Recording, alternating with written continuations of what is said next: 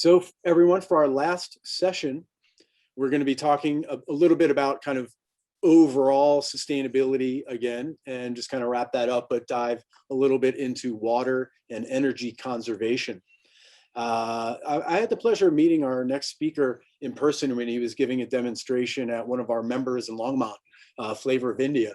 And he came up here to give them a personal demonstration of his product.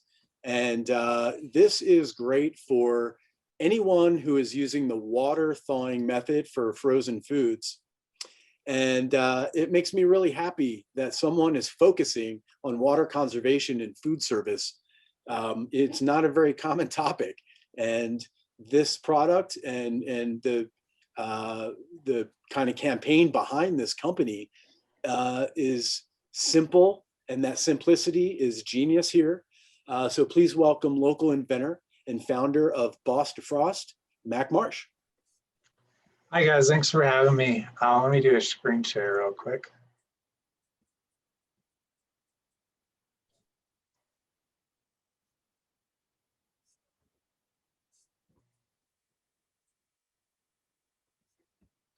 So as Robert mentioned, my name is Mac Marsh, the CEO and inventor of Boss to Frost. And I want to start off by saying thanks for everybody to be being part of this community and Resilient Restaurants and Good Business Colorado for putting this on. It's just really great to see like-minded people get together and come up with solutions. And really honored to be part of this program. So our mission at Boss to Frost is to help conserve freshwater resources. And the way we're doing that is through the food service industry. When I came up with the invention, I was really alarmed by the fact of how much fresh water was wasted every day in a single kitchen using the running water method to thaw food. And it really inspired me to create a solution that was that would reuse the water so it's not as wasteful in the kitchens. So the problem is nearly 500 million gallons of fresh water are wasted every day using the running water method while thawing food. And to put that number into perspective, that amount of water can serve nearly 15,000 people annually. And mind you, this is happening every day. So this is what we're talking about, slacking the sink, also known as a running water method. Most of you in the restaurants are familiar with this image, but for those who aren't, what's happening is chefs are putting in frozen food in the sink, turning on the faucet and letting it run for hours on end until the food's fully thawed. The reason why they're doing this is because it's one of the quickest methods in order to thaw frozen food. However, you can see the drawbacks to it. The other alternative they have is to put it in a refrigerator and let it slack out for 3 or 4 days, and that's not always viable in a high-paced restaurant. So you can find a sink like this anywhere from your fine dining restaurants to your fast casual hospitals, hotels. I bet if you'd walk into your local grocery store right now, you can witness this happening in real time. And so now that you guys have a sense of the scope of the problem, you really can see the negative impact, both financially and environmentally. So we want to take this nightmare image away from you and watch what we do when we transform the food industry. This is Boss to Frost. It's mimicking the USDA's approved running water method, however, eliminating the water waste by 98.5%. It's doing so by recycling the water within a held system. And the great part about this is you can move the task from the sink. So you can see that they're thawing in a Lexan. You can thaw it in a hotel pan as well. And move the task to anywhere around the kitchen and free up that vital sink space in kitchens. So we just moved the needle from using 125 gallons per hour to just using 5 gallons of water for the entire task. And not only is this saving a ton of water, it's also helping put money back into your pocket. Boss to Frost was invented for chefs and cooks in mind. It is third-party tested and NSF certified. It's also a plug-and-play device. It's really simple to use. There's no assembly necessary. And we wanted to really empower the chefs and really have them be the boss because they're making such a huge difference, not only in their kitchen, but in their environment around them. And this is a cool water savings calculator you can play with. It's on our website, and you can see how much water and money you're saving every time you thaw. So there's a monthly and annual water and money savings. And in fact, the ROI on Boss to Frost is anywhere between 1 to 3 months. And we priced Bostifrost so everybody would have access to it, because the real power behind Bostifrost is the more kitchens Bostifrost is in, the more water we're going to save. And that's what's to our core the most important for us. So this is our current water state. Unfortunately, our water resources have been steadily declining over the past couple of decades. And an interesting fact, Lake Mead is only 40% full of capacity. And there was a cool article in the Denver Post that came out over the weekend. And actually they're on the verge of declaring a national water shortage for all the Western United States. And so it's a very serious issue that we need to think about ways to cut back on our water usage and start utilizing our water resources more wisely, so it's there for generations to come. And in doing so, we're inviting you to become part of the solution and help transform a wasteful industry practice into a sustainable one. As part of the celebration of Earth Day, we're offering a 25% discount for Bostifrost. You can go onto our website and purchase it. Just when you check out, use the code RR25, and you know, really become part of the solution, because we realize that the community has grown from the inside out, and we're really hoping to transform the way that the food service industry thaws frozen food. And I wanted to leave you guys with a quote. If you think you're too small to make a difference, try sleeping with a mosquito.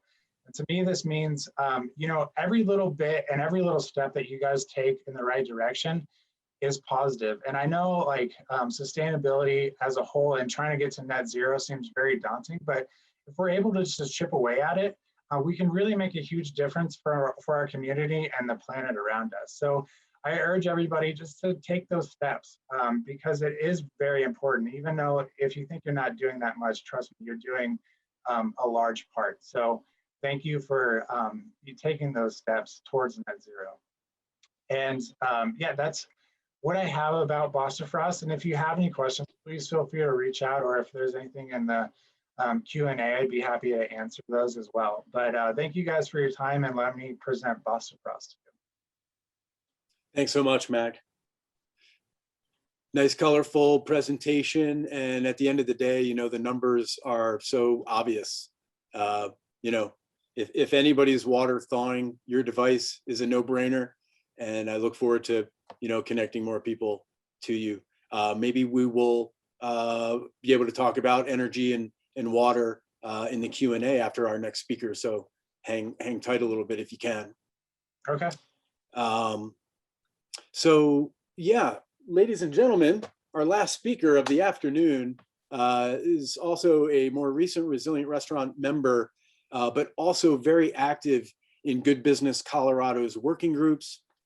I'm introducing John Borles of Woody's Wood-Fired Pizza in Golden, Colorado. He's going to share his sustainable practices with us, kind of from an overall standpoint, but then he's going to get into some details about lighting, energy, and some of the other solutions that they've been able to implement. So John, I appreciate you being our encore presentation here. If you're ready, please tell us your story. Thanks, Robert. Can you hear me? I can hear you. Can you see me? I can't see myself for some reason. Cannot see you. And you are video enabled on my end.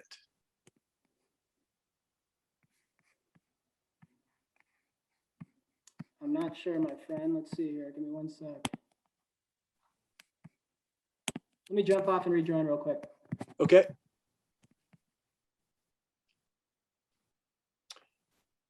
Very good. Mac, by the way, thank you so much for the incentive for the members. That the discount coupon is really appreciated. Yeah, absolutely. And I read in the comments that it's not working. So let me go into the system real quick and make sure that that is functioning.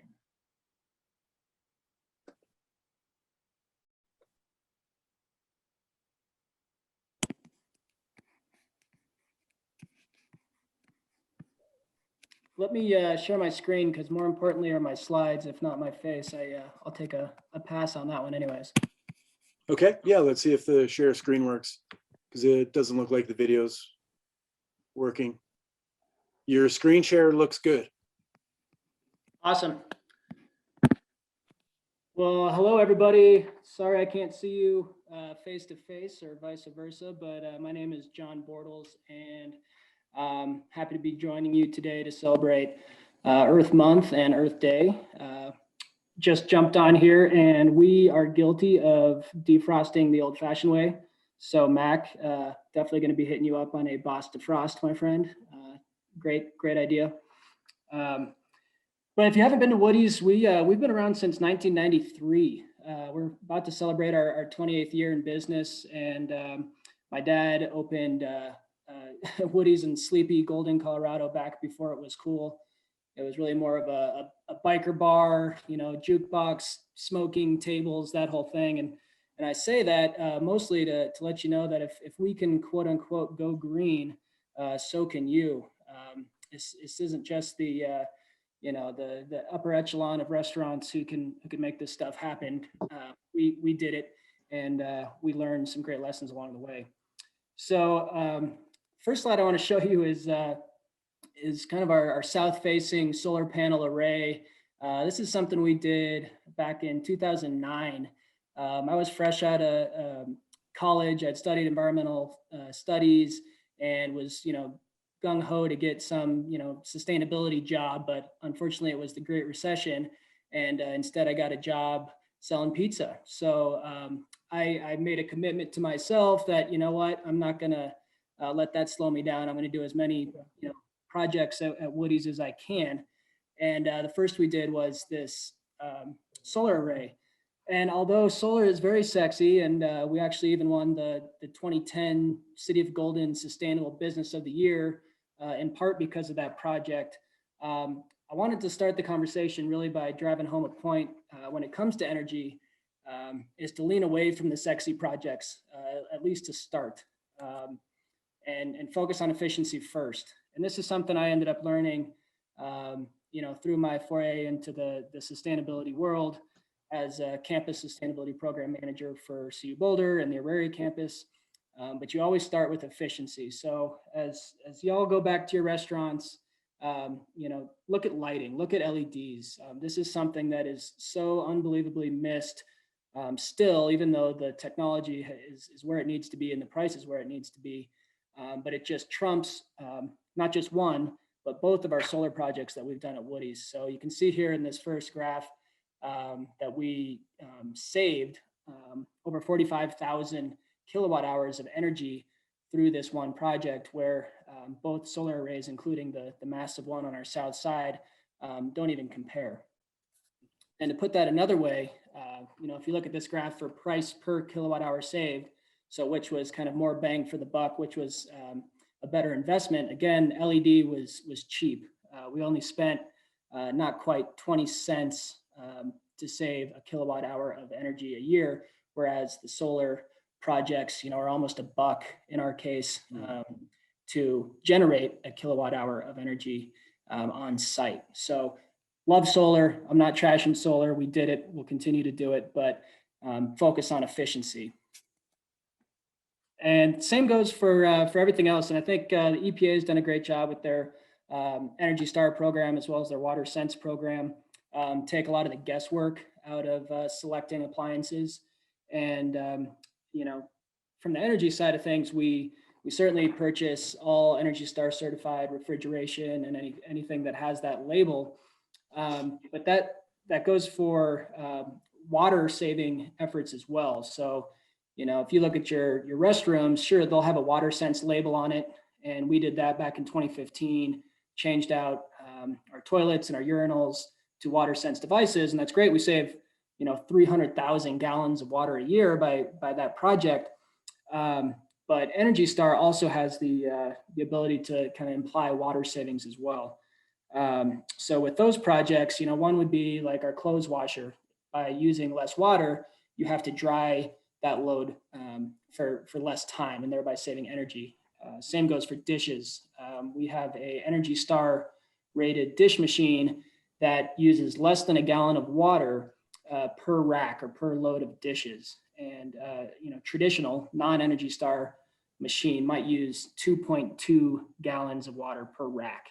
So again, a huge savings, and saving both energy and water by kind of using that label. Another stat here, Energy Star says that, you know, an Energy Star certified dish machine saves 40% more energy and 50% more water than a traditional machine. And that for us, we're saving about 75,000 gallons per year just from our one dish machine. So it's substantial. And of course, moving on to waste diversion, I'm kind of blowing through this, but you know, I completely would be remiss if I didn't mention our waste diversion program at Woody's. You know, it's something near and dear to my heart, and I know a lot of you as well. But kind of like my 1 point for energy, if you will, you know, efficiency first. My 1 point here for waste diversion is food waste composting and diversion. 2017, again, feeling proud of ourselves for being a green business. We recycle, you know, pat ourselves on the back. But look, I mean, as soon as we put food waste composting program into play, we jumped up our diversion rate by 55%. You know, we've eliminated single-use plastics. We've gone to reusable where possible. And then we compost both on the pre-consumer and post-consumer level, you know, throughout our restaurant. And we've just continued to hone that in. And, you know, the gains from 73% in 2018 up to kind of our pre-COVID numbers in 2020, almost 90%, you know, that improvement's really just, you know, staff buy-in, training, and availability of product from our vendors to help us in our zero waste mission here. And, you know, it adds up. You know, we're just one pizza place. Granted, we're a very busy pizza place, but we compost more than the weight of a Boeing 737 airplane every year, just at our one little pizza place. So don't underestimate the impact you can have by doing that food waste composting program. John, how much does a Boeing 737 weigh? It's a little over 200,000 pounds. Yeah. And that's empty. So yeah, we compost you know, well over 10,000 pounds of food waste every month. Yeah, it's incredible. And if anyone wants to talk about that offline, I've got a lot of tips and tricks of not only what to do, but what not to do. It's been a learning curve for sure. And then if you could see this photo, this just kind of wanted to wrap it up in our most recent project, you know, where, you know, we've been in business for 28 years. It's pretty much been, you know, our same little footprint that whole time. But we realized even before COVID that the writing was on the wall to transition to takeout and delivery. You know, in 2019, we only did about 5% of our sales was for takeout and off premise. But we got lucky and decided to build this dedicated kitchen out of an upcycled shipping container. And we now have about 40 to 50% of our sales, you know, that's off premise and takeout and delivery. So this was kind of the culmination, not only of our business model and of our, you know, our offering of food and beverage, but also a culmination of the lessons learned for energy and water and waste. And we've, you know, completely done all Energy Star appliances, LED lighting. There is solar up on this awning here that you can see over the window, as well as kind of a rooftop garden with tomatoes and basil and things like that we actually use in the restaurant. So if you've never been, come by, I'll give you a tour. And yeah, with that, open any questions. Yeah. That whole patio up there above the container is a garden then?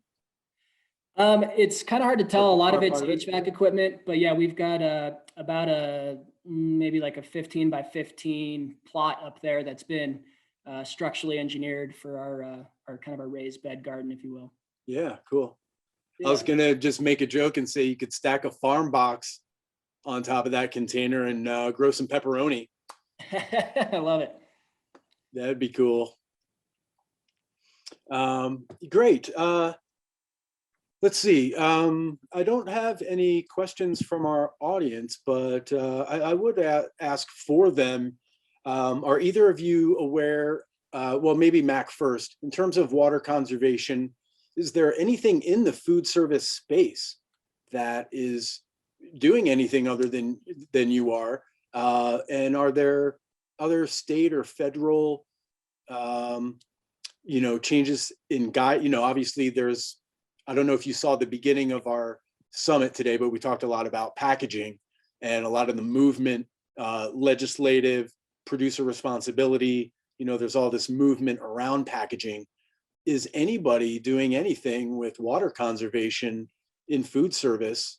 And maybe, whether it be regulations or, changing health codes. Are you aware of anything that would?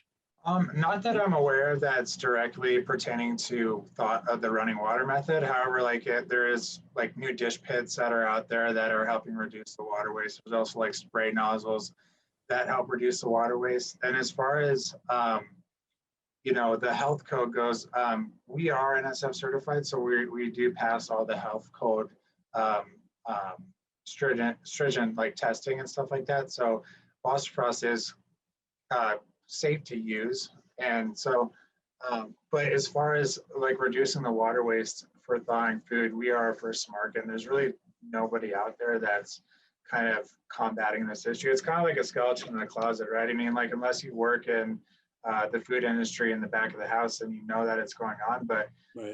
to anybody else, it's really I don't see it. unknown. Yeah, so nobody can really know what's going on behind the scenes. Right. Well, I look forward to working with you more to kind of create an educational, piece around it, and really just raise awareness to it, because it's such, it's like John said too. Start with, the efficiencies, and in some cases, almost everybody starts with low-hanging fruit of how do we implement new practices. Getting a Boss Defrost is definitely a low-hanging fruit. It's one of the easiest, changes you can make.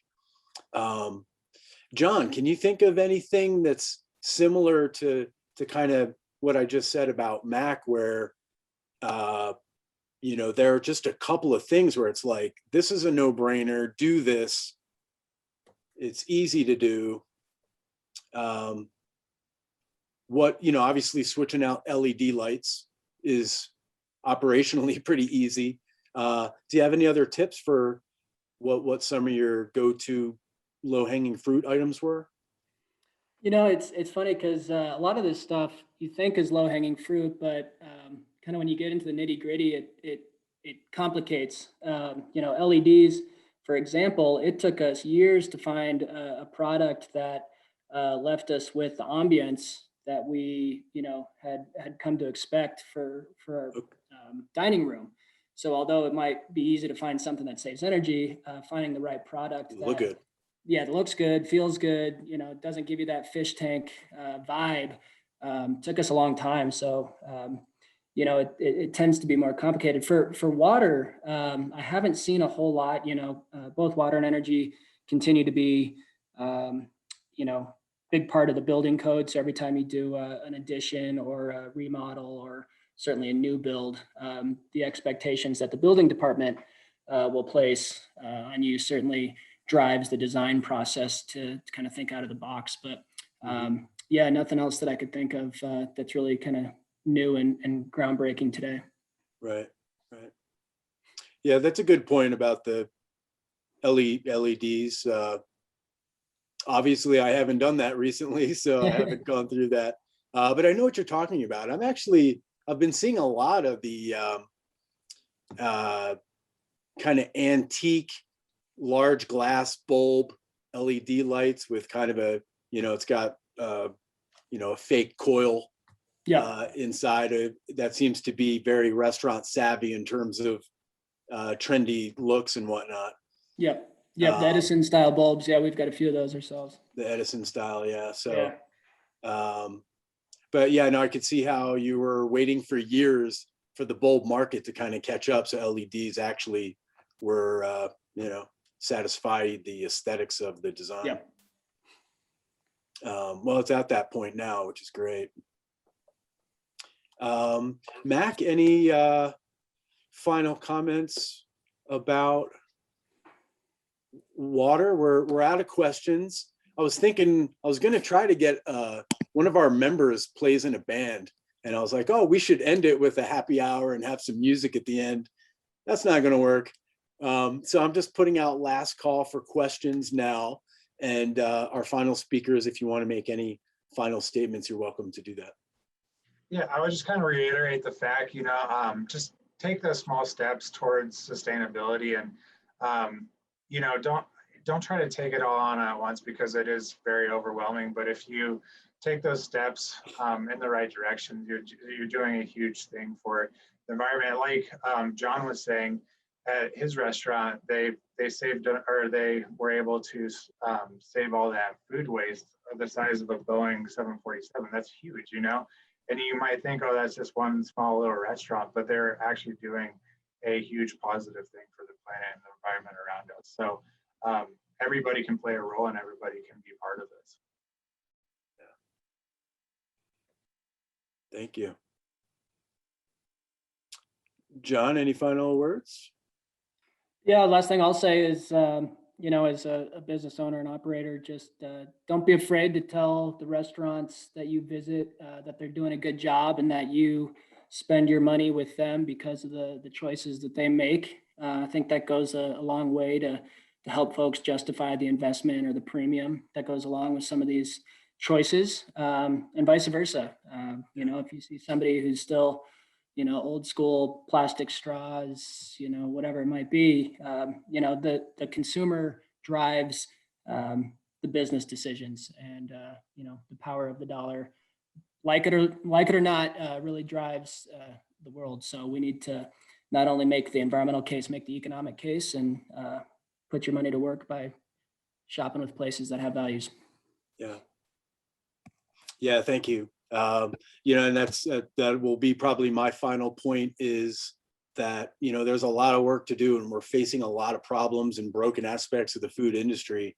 But today, and, the way we talk about these topics and the way we show up to solve them, hopefully we can keep it in a celebratory, positive, looking to the future perspective as possible.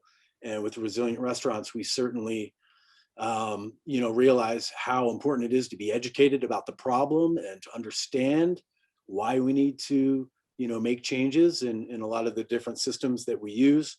But it's so easy to get exhausted and tired. And especially in the food industry, everybody's pretty exhausted already. And so, yeah, hopefully we can just stay positive. And I hope everybody who was able to watch today was able to learn and connect with some programs and other members. And just as a reminder, the video will be online as soon as I'm able to process it. It'll be on the Resilient website. It'll be on GBC's YouTube channel. And I'm going to slice and dice the video a bit and give it out to the different speakers so that they will be able to share their content as well. So anything you can do to point people in the direction of watching the videos, or to check out any of the speakers' websites to get more information and to get involved, because it's an exciting time to be doing this. And as you can see, there are a lot of great people in this collaborative movement just right here in Colorado. So thanks everyone for your time today, and to all of our speakers, and have a beautiful afternoon. Happy Earth Week.